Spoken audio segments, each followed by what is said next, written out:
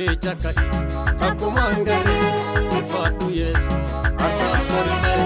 Mootii chakkati takkumaan garee ulfaadhu Yesu harkaaf mormee.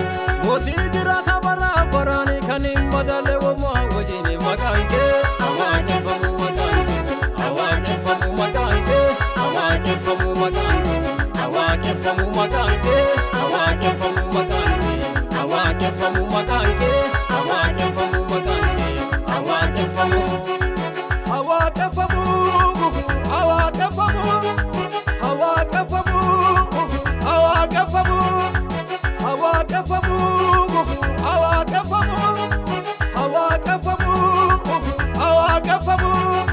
Harkisane irratti waaqeffamu marafate irratti waaqeffamu harkisane irratti waaqeffamu marafate irratti waaqeffamu lafa gubbaan kee anis mataan kokeeti ogeessi beekan ransi madaalumeeti lafa gubbaan kee anis mataan kokeeti ogeessi beekan ransi madaalumeeti jalqabaa jechaan lafti bareeddeteetti akka tarafaafomeeta addunyaanoo si beekte akkatiin jabaanni beekna waqabba uumama keenya waan biraa waan jenni qabnu galatoon jennetu jenna akkatiin jabaanni beekna waqabba uumama keenya waan biraa waan jenni qabnu galatoon jennetu jenna. Mootii chakkati takkumaan garee ulfaadhu Yesu harkaaf mormee. Mootii chakkati takkumaan garee ulfaadhu Yesu harkaaf mormee.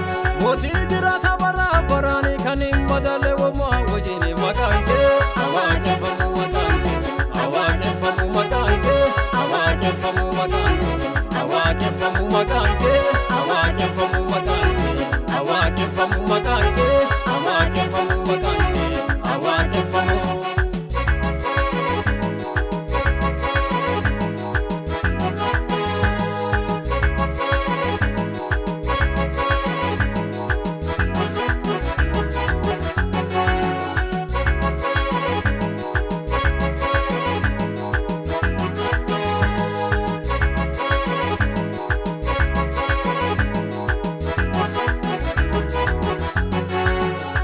Chayyota jaan Yesuusi malee jiru bara baraan jira homaa tokkoon sirritu hundumaa seera keetti homtuu si'iin komatu ulfaadhu abbo Yesu namni si qabu batu lawaan galaana kaate sumaan dabarre beekna boriif waan taani yaadu si'ee gargaarsa keenya.